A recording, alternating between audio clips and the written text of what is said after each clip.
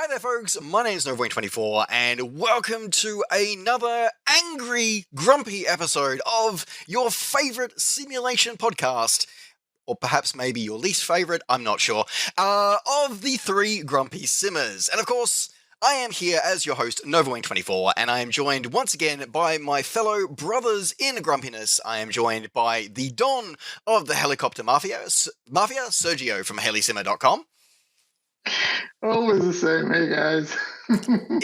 See, I always have to make sure that the Don's introduction is suitably appropriate because I don't want to wake up with a Jesus nut in my bed.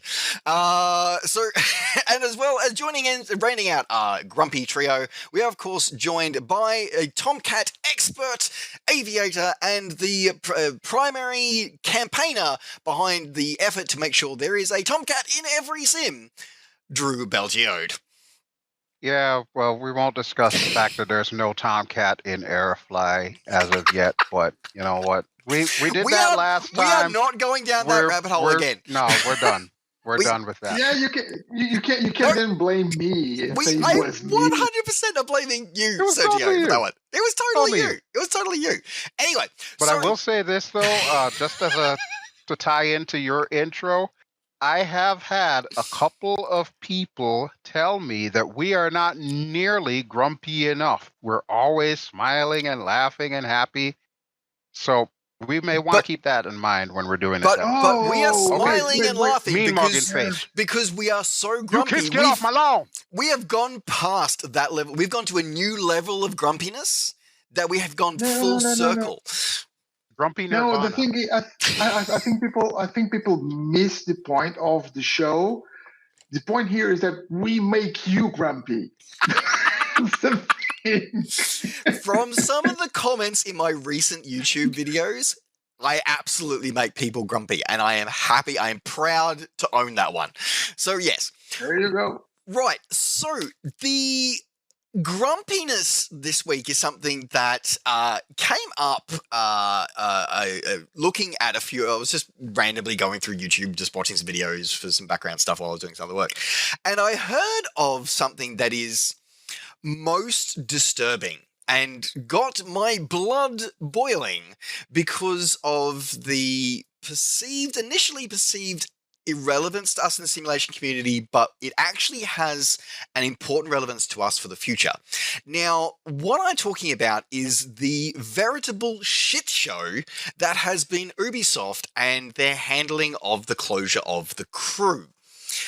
Now, I understand that most likely most of you watching and listening to this probably don't play the crew, but you most likely know somebody who does. The crew, TLDR, was Ubisoft's version of Need for Speed. It was a racing shooting, I think it was shooting, but it was mostly like a racing car online game. Now, it had a huge customer base. It's an older game, absolutely. It is an older game. But it's a game that involves that it's an online service game, which for us as a simulation community is something that we have only recently started moving to. And yes, Microsoft and Asobo, I am 100% looking at you. So the move for our genre of simulation gaming, particularly flight simulation, moving to a online services model, this is why this closure of the crew servers and what Ubisoft has done in the aftermath actually gives us relevance here. So what they did is they announced late last year that they were closing down the online service component. That's fine. Games get old. We have, all three of us have talked about at various points in various different forums that games age. They get old, they get less support, and less. Like how many times have we seen in forums people complaining about, oh, nobody releases anything for FSX anymore? I wonder why. Yeah. So I don't know. I got somebody this morning on Facebook asking me where they can find, what was it, Steve's DX10 fixer, because they saw something I posted back in like 2017. Well, if we are going to be honest about it, if you think about it, back in the old golden age of FSX, there were guys developing for Microsoft Flight Simulator 2000, 2002. So Well, there yeah, was a lot of stuff going for the older sims. But and times change, guys. yeah, Times change. and to be That's the next fair, part. and this is part of the conversation that we're getting into today. So to be fair, how many people still play FSX? How many people still fly in FS9? Like there is still, from the Navigraph survey, there are people who are still flying FS9. Because that's the sim that works for them. And, all power to those people. And it is great that our extended flight simulation family have that option available to them, to actually enable us to be able to keep playing all these older sims. So this is why we're talking about online services. So with the crew, what Ubisoft has done is they said that they're shutting down the live service component. Okay, fine. Older game, no worries, any support, because servers cost money. Sergio, as an IT professional, you are absolutely very well aware of that servers cost money. Oh, yes, I am. Yeah. So shutting them down, no problem at all. It's what Ubisoft have done this month that's really got me angry and giving me PTSD flashbacks to 2012, 2012/2014. So what Ubisoft have done is that they are reaching in to people's games libraries in their Ubisoft accounts, and they are deleting the game. Wait, back up. So they got rid of the online component, and now they are actually going into your, what is it? I'm looking at my desktop here, the Ubisoft Connect or whatever, and Yep. actually wiping it out from Ubisoft Connect? You got to be kidding. Nope. Wow. It's gone. What the heck is going on with Ubisoft? I swear everything I've heard has been controversy with Ubisoft for the last month. They've got a new Star Wars game coming out. What is it, Outlaws or something like that? Which at first pass And that's looks cool. already got controversy. It hasn't even come out yet. That's a separate.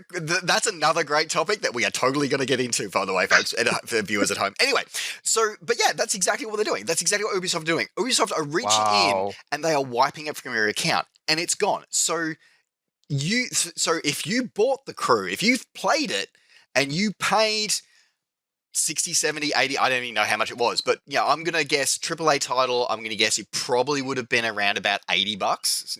80 bucks. It's gone. Now, yes, we know that there are games that we pay. Like, I don't even want to think about how much money I spent on add-ons for FSX and Prepared that I literally never even flew. But they're still there for me. I still have the installers.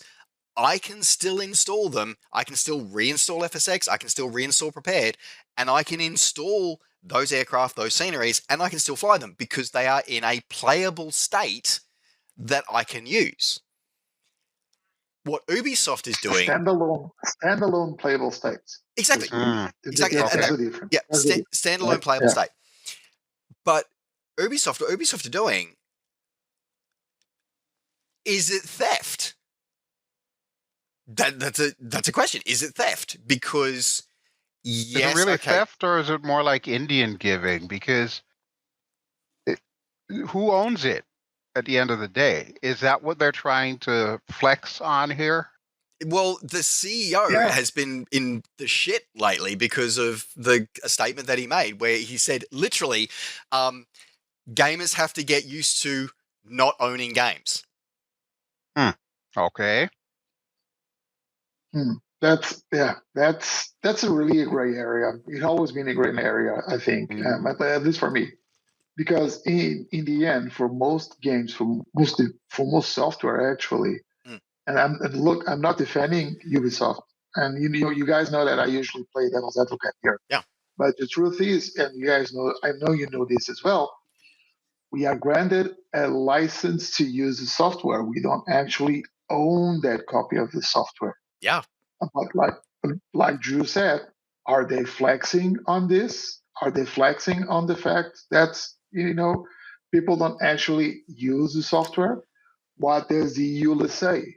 Yeah. What does the law say? Because the law depends on countries as well. So and it's I don't know. It's morally, I think, like you said, Tristan, it's a shit show. Yeah. Right? From the Yeah. moral side, I think it's a shit show. One thing that I said a bit earlier today when you were talking about the fact that FXX and other games are in a playable state, they are in a standalone playable state, meaning that they don't need any servers, any online components to work. Yep. Although one of the latest updates with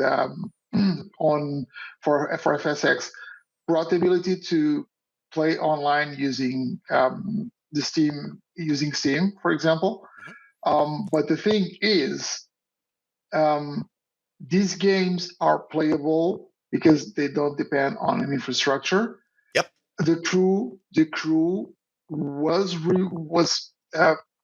they removed the ability to play multiplayer using the crew. But from what I know, and I also don't know the crew, but from my understanding, from what I read, it seems like there was the ability to still play the standalone game. Yep. And that's just it. And that's kind of where for us as flight simmers, especially, you picked on a great point there, is that it's the standalone component. Is that, yes, the crew could still be played as just a single player. It hadn't always online. You had to be online to play the single player. But because it has that always online and they didn't patch it out, and now they're like, it would have been a different story if they'd gone, you know what, we're closing down the online services component, but here's a final patch that removes that requirement for you to be always online for you to play the single player. Even if they did, and ideally it would have been a case of, hey, here's a patch that removes the thing where you always have to be online with UbiSoft servers, but you can create your own server and go nuts. Right, So, peer-to-peer. Yeah, peer-to-peer. That's fine. And that's, remember when FSX added the, added its multiplayer, but it had to be done through GameSpy. And then GameSpy shit itself. Exactly. And then it was like, oh, well, here's a patch that allows you to host your own servers. So you can bypass the GameSpy. Like, that's a good sign. So, but what that's a smart move towards the community, right? That's an intelligent move, and it shows that we care about the community. What you were saying is exactly what I was thinking, Tristan. Patch the game, even release the tools so people can just release the dev tools to be able to say, hey, if you want to do this, you can. But if you don't want to, if you just want to go, you know what, I had my fun with it and I don't care, that's fine. Just uninstall it out of your goddamn library.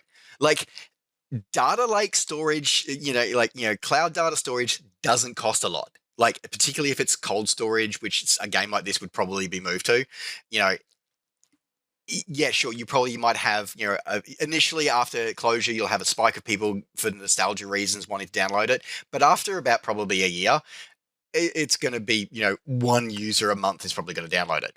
So what's the problem with that? Now, and I referred earlier to the PTSD flashbacks to 2012 and 2014 for myself. Because I talked to a couple of people who sort of said, oh, well, it's not going to happen to the flight simulation community. I'm like, it already has. It's already happened to us. Yeah, I know where you're going on that one. Yeah, it is. We all do. Anybody who knows me knows how much I am a passionate fighter for the memory of the most of the forgotten cousin of the Microsoft Flight Simulator franchise, Microsoft Flight. It was the shortest lived title of the entire series, of it only being available to the world for, I think it was 6 months. Because it was launched I think it was January or February 2012, and then they pulled support for it in August. They said, it's dead. We're killing it. But at the time, I'm going to not talk about how it was badly screwed over by marketing and leadership, and not because it was actually a really good sim. Moving on. What they did is they said, okay, we're pulling it. It's not available, but hey, if you have played it prior to the cutoff date, which was, I think it was August. If you played it prior to the fight, because it was a free title, if you've played it prior to that date, you can still access it. It'll still be in your games library. You can still access it. You can still download it, and you can keep playing it. We'll leave the server running. Like, they literally left a single server running, but they left it running because it was a online services game. It was the first time I can recall that we'd ever had a flight simulation game actually be an online services game. So that was fine. For those of us who enjoyed Flight, who flew it, who owned the content for it, and saw the potential that it had that was sadly squandered, we loved it.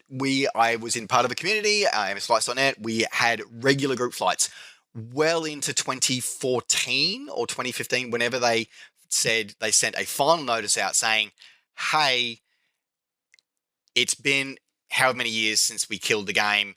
We are now officially turning the servers off. Like, we're done. So we all did a final group flight together on the day they turned the servers off, and the server got turned off. But it was still in a playable state where we could play offline. We didn't get to see any of the error caches. We didn't get to fly with anybody else, but we could still fly it. We could still fly in it, and that was fine. Until about, and you could use like the hacky sort of join like FS. What was that? Join FS, yeah. Join FS, FS Cloud. You could hack it. You could mangle the code to allow you to do it that way. But then about a year or so later, I'd got a new computer and I went to reinstall it. And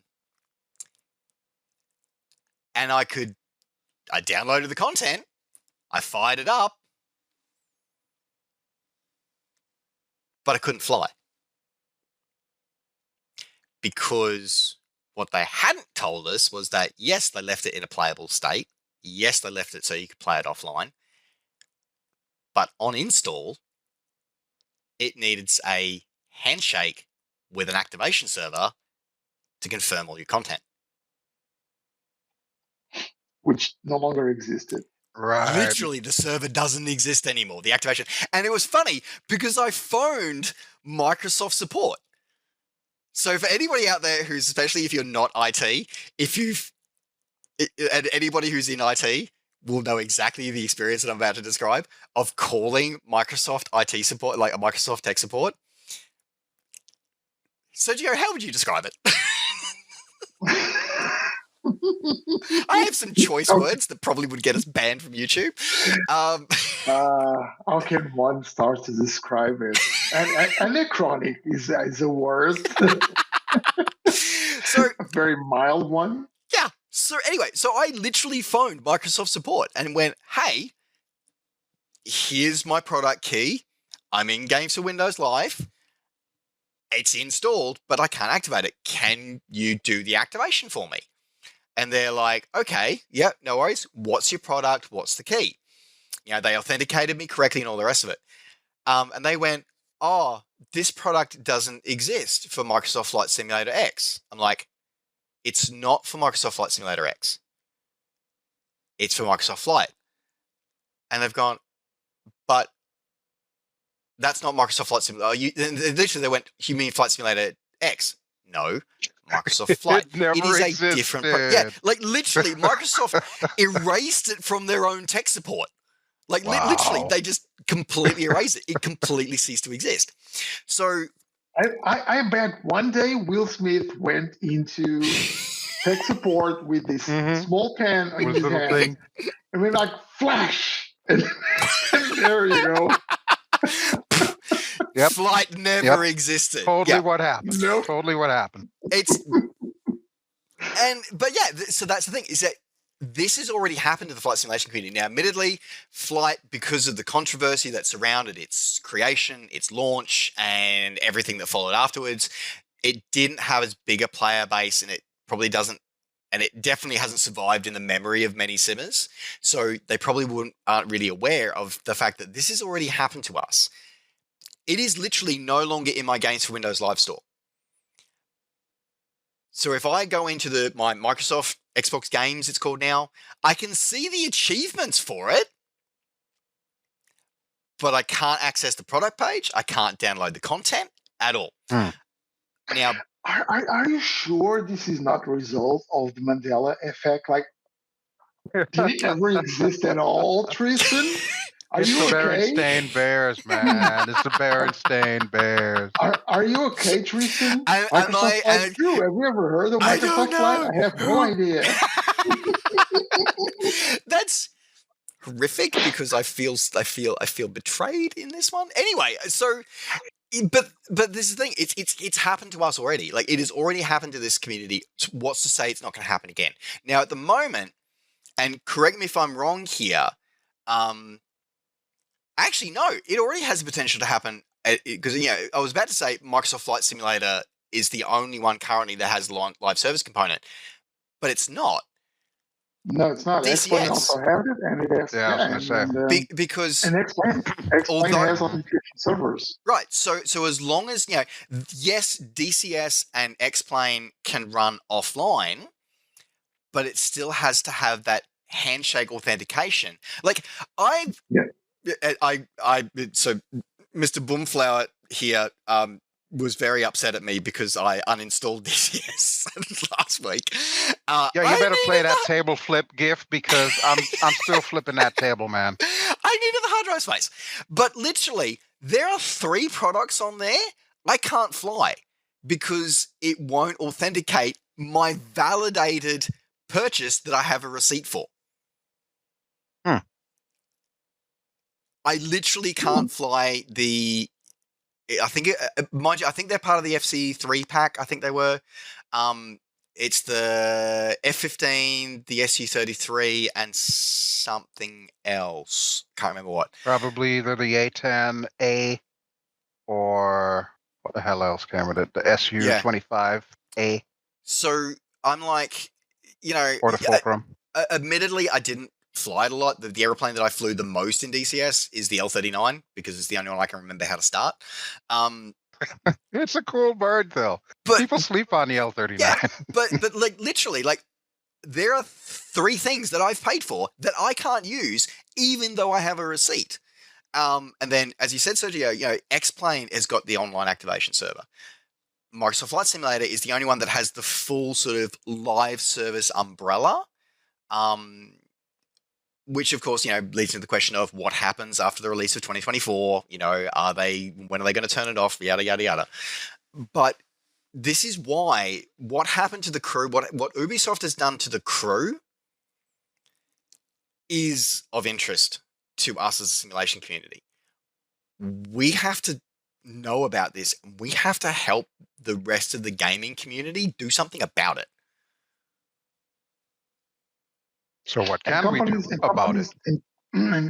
Well, I think it's mostly a matter of raising awareness with the community and campaign with companies, because ultimately the only ones that can actually do something about it are the companies behind the games. Yep.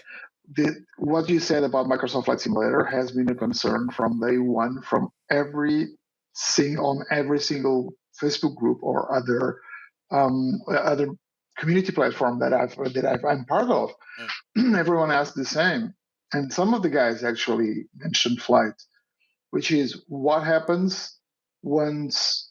Here's the thing: we have people may say we do have reasons to suspect, to be suspicious about the Microsoft team, because again, it's Microsoft, it's evil. Microsoft, evil, Microsoft.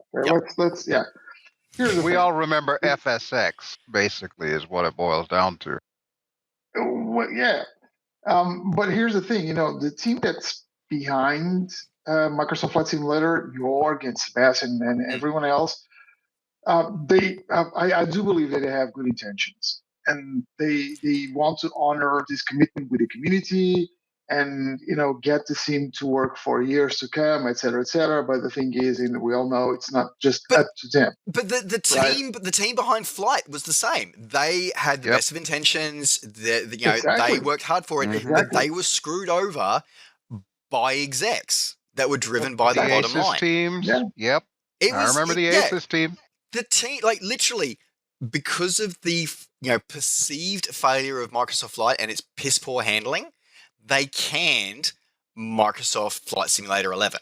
That was well under development. Flight was basically a technology testbed for them to try testing things that they were messing with to introduce with FS11.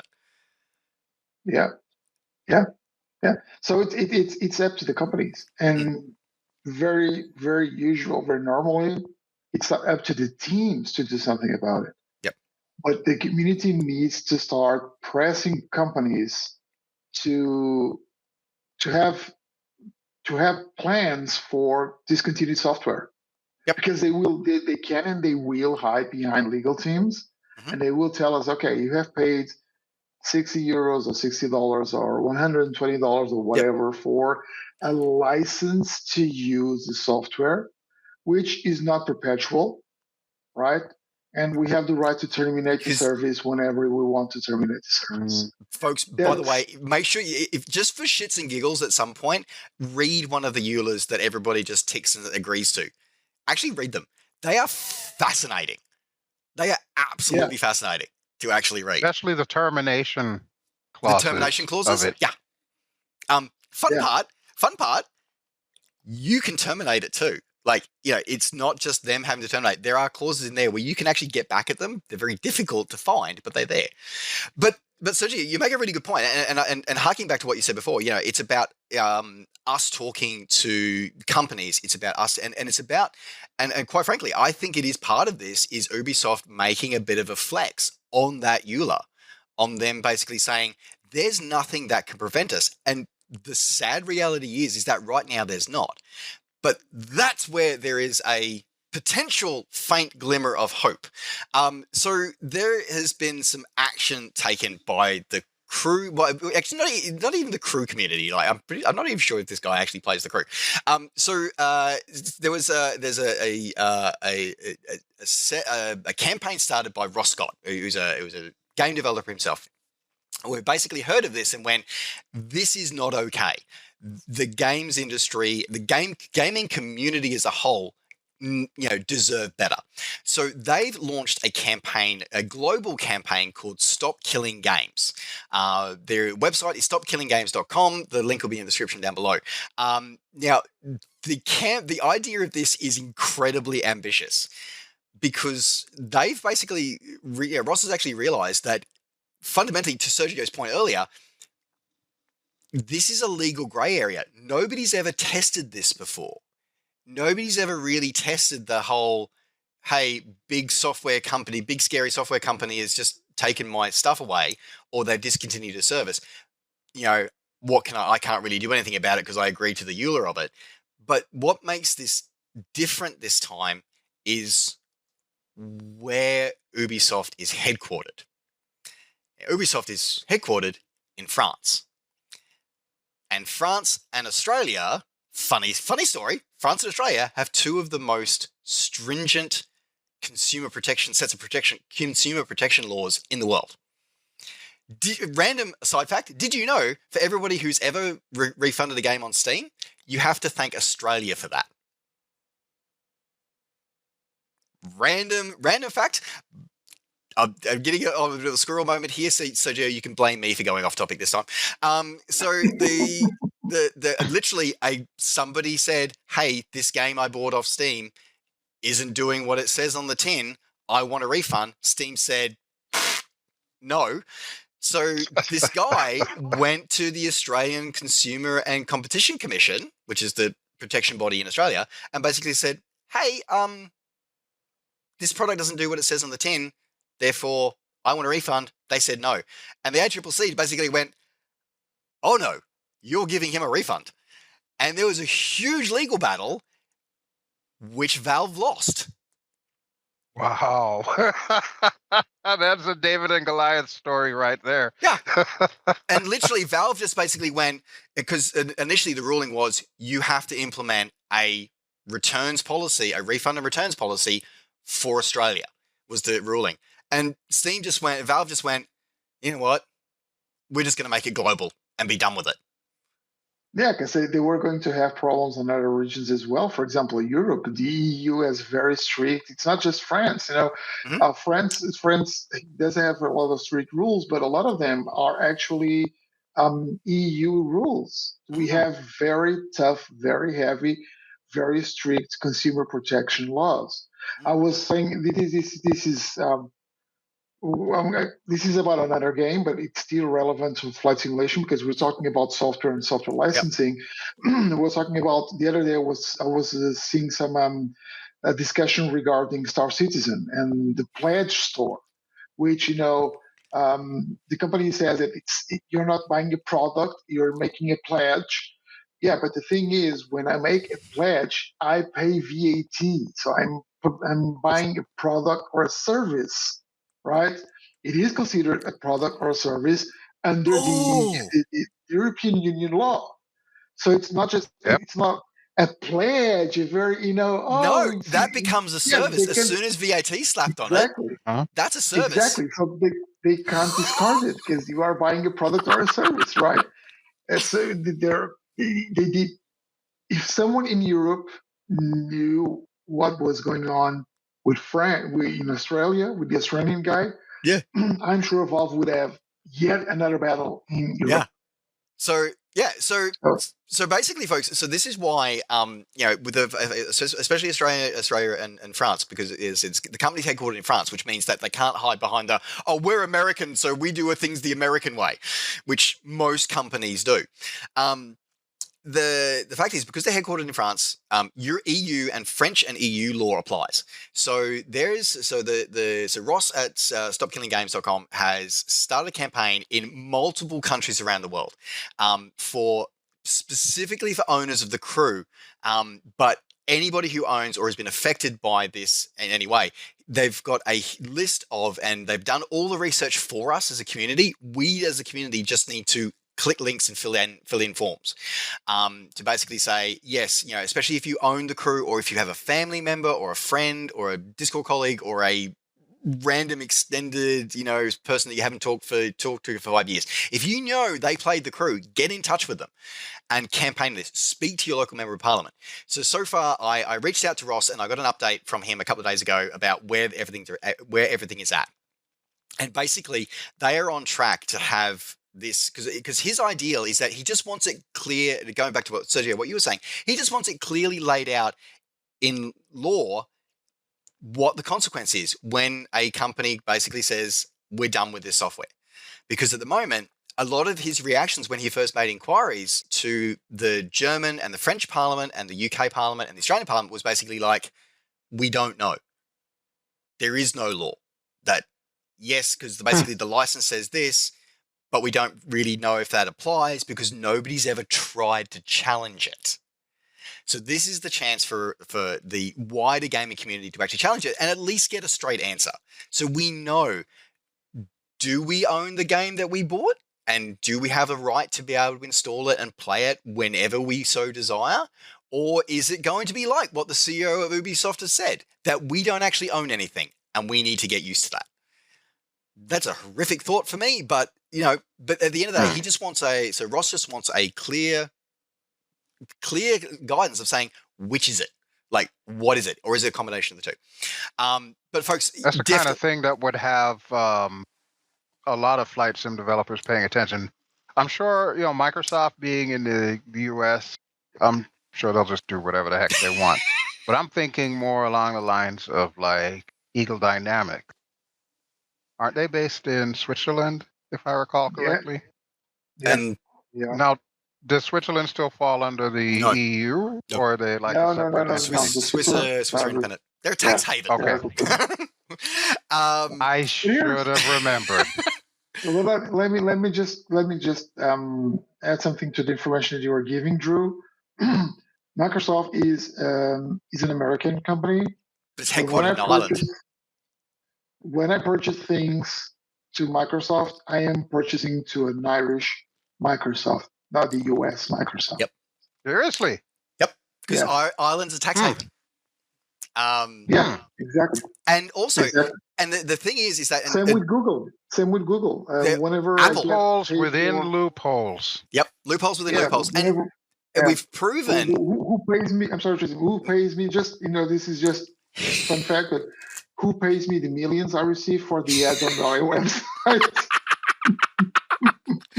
Yeah. Google Island is Google Island as well. So these companies are global companies, and they have offices in those regional areas.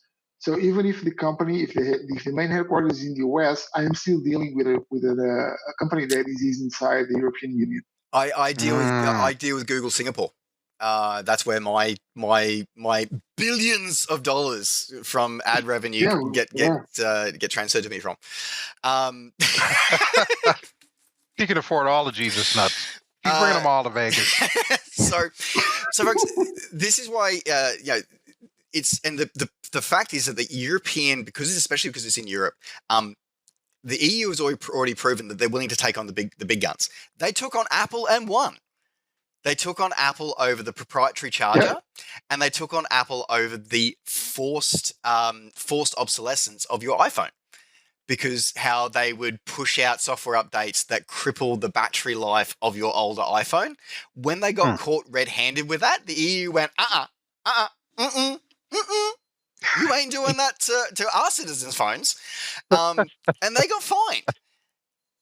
And basically have to now be monitored to make sure they're not doing it again. So everybody knew that they did it for years, but when they could prove it. So this is why folks watching at home, and I know we're getting this a roundabout way, go to stopkillinggames.com.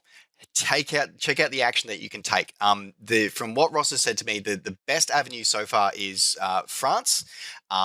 Germany, a member of the German parliament, has actually picked up this cause and is actually like, no, I'm bringing this to the Reichstag. Like, we are going to talk about this because this needs to be done. In the UK, they need signatures to be able to, because if you get a certain number of signatures, an issue has to be brought to the House of Commons. In France, it's much the same. It goes, once you get a certain number of people who have complained about a certain product, it shoots up the chain of priority of their consumer protection organisation. The Australian ACCC has basically turned around and said, that's not on, but we need a critical level of people to reach out to us. And so, get in touch with them. But in Australia as well, they've had a legal team basically go, hey, if you can prove that you own it, we may be able to do a class action lawsuit against them to get your money back at least. And this that would be fair enough, yeah. And the sad reality is, and the same thing is happening in Brazil. Apparently, Brazil, they're looking like they're about to launch a class action lawsuit against UbiSoft. And the sad reality is that until these companies get hit in the hip pocket, they won't change. Yeah. Sure. Yeah. Very true. Once a big enough company gets made an example of, everybody else falls in line. So this is why, folks, although the crew may not be the simulation gaming experience that we regularly talk about here, this is why I'm angry. This is because how dare a game company, not even a game developer, a game publisher, how dare they think that they can reach into my computer and take away a game? The reality is, it's already happened to me once before. I never want to see it happen again. And as I said, this is a chance where over 12 million people were playing this game. Wow. So just think about that. If 12 million people as a player base, as a regular player base, isn't big enough to keep an older title going, what sort of chance do you think we as a flight simulation family and extended community have of keeping our stuff going when they go to full live service? So this is why we need to get on board, folks. So please, if you own the crew, if you know somebody who, if your grandmother owned the crew, or your grandchild, or your niece's cousin 5 times removed, get in touch with them. Ask your friends, ask your social media. If they have ever had any interest, even if they played it for 2 minutes and then uninstalled it, get them on board and go and check out stopkillinggames.com to check out the work that Ross is doing, because this is something that, while it may not have affected the vast majority of the simulation team yet, it's coming. And we need to be part of we need to make sure that our voices are heard for the future. All right, that's it. That's my rant over. Closing thoughts from my two fellow Grumpy Sims. I said I'm angry. No, I think you got a valid point there because honestly, we really don't know what could happen. And ever since, just using Microsoft Flight Simulator as the example, ever since that was first announced back in 2019 and subsequently, we still hear a good chunk of people out there that, are still a little bit hesitant about the whole Microsoft Flight Simulator title because they are afraid of what's going to happen to like Flight or to FSX and so on and so forth. Mhm. They don't want to see us get into that kind of a situation again. So yeah, what you're saying does make sense. It might not be the exact type of game that, a lot of us are used to or whatever, Mhm. but it's got ramifications down the road. It's kind of like, putting a bit of a safety net in there for us as a gaming community in general. So yeah, I would support that. Yep. Yeah. And here's the thing, and for those that understand what we are saying, that we want to prevent this for the future. It's not just a matter of preventing by taking action then. If you, like Tristan was saying, if you play the crew or you have a friend that play the crew, you need to take action now because, like Drew said, we need a safety net. And that safety net, in legal terms, it's called precedent. Yep. We need precedent now. Yep. There has to be a precedent for it. Yeah, what's happening with the crew? If the community wins this and forces Ubisoft to come up with a solution, if something happens in the future to a sim, there's a precedent. There's already something that was done to protect us consumers in the past that will be used as an example for the judges, the legal people working, for them to pick up and use it as a way to make things right for the community in the future. So please, guys, I haven't played the crew. If I had played the crew, I would be all over this on board. I am going to ask my friends if they play the crew. I know perhaps one or two guys that I know I love racing games and they probably play it. I'm going to talk to them because we need to make this happen for everyone in the gaming community, including the flight simulation gaming community. It is flight simulation game after all. And absolutely right. Wonder if we could get this to be the precedent to prevent Microsoft and Windows from bricking the Reverb G2 down the road. I mean, that's just part of it. It has to be left in a, if you discontinue support, no worries. That's another great example, Drew. You just hit it in the nail. We have something happening right now. I didn't even remember that. That's a good one. So there you go. It actually I'm genuinely reminded does. Every time I put this thing on. I just put a $30 pre-order on the new Pimax Crystal Light today. Ultimately, it's going to be like $700-800 that right now I don't really have, but I'm that terrified that this thing's going to end up being a brick at some point in time that I want to at least make sure I have this thing in reserve. Yeah. And that's just it. Is that this is where tangentially and Sergio, as you said, classic. That's the important thing that I couldn't think of is that it needs to be a precedent. There needs to be a precedent. There needs to be something that people can point to and go, this is how it should be handled. And I think of all the other games where there have been positive precedents, like when Sierra Studios basically died. A bunch of their games were released as DRM free. As is, like no support, we're done, but here it is, DRM free, go nuts. And the community rallied around to actually be able to go, let's bring them online. Various games that avoided when the whole thing we alluded to again before, when the GameSpy activation service or GameSpy multiplayer servers and whatever shut down, because so many games used their API to do multiplayer that even if you wanted to host your own server, it needed to authenticate with GameSpy before it would let you then put your own server details in. Once the authentication server was gone, all this stuff was gone. So the community had to come out with patches and go, how do we get around it? So this is why, folks, it is incredibly important that we get behind a campaign like this, that spread the word.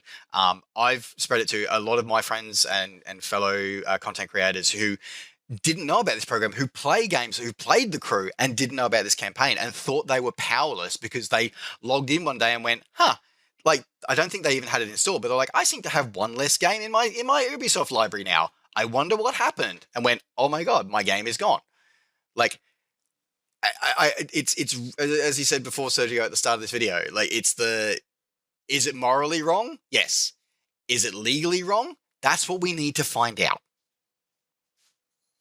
That's what we need to find out. So that is probably the most grumpiest episode of the 3 Grumpy Simmers I think we've had in a hot minute. The year is still early. It's only April. So, folks, thanks very much. I want to say that is going to round out 3 Grumpy Simmers episode for this week. Thank you very much for joining us. I want to say a huge thank you to Sergio from helisimmer.com for joining us, taking the time out of his busy schedule as the Don of the Helicopter Mafia. Thank you very much. Thank you for watching, guys. See you next video. And Drew, thank you so much for taking the time out of your adventures in places far-flung and worlds mysterious. Well, I don't know. Would you consider Bora Bora mysterious? Because I pretty much just spent the entire day trying to fly that Dornier TO-31 in VTOL around Bora Bora. And let me tell you, yeah. Make sure you check it out. Clearly more work is needed. There was more work is needed. There was a lot of work done to make that video, so make sure you go give it a like and shout out. So, folks, don't forget to head over to helisimmer.com to check out for all of your latest helicopter simulation news and goings on, and head over to Helisimmer's channel to give it a like and subscribe. And for some adventures, both in aviation and on the high seas of swashbuckling adventure, head over to Belgio's channel and give it a like and subscribe. And since you're here, maybe give this channel a bit of a like and subscribe and hit that bell. That'd be awesome. All right, folks. Thanks very much for watching. Take care. Safe skies to all. Be amazing humans. And we will see you on the next grumpy episode of the 3 Grumpy Simmers. Bye for now.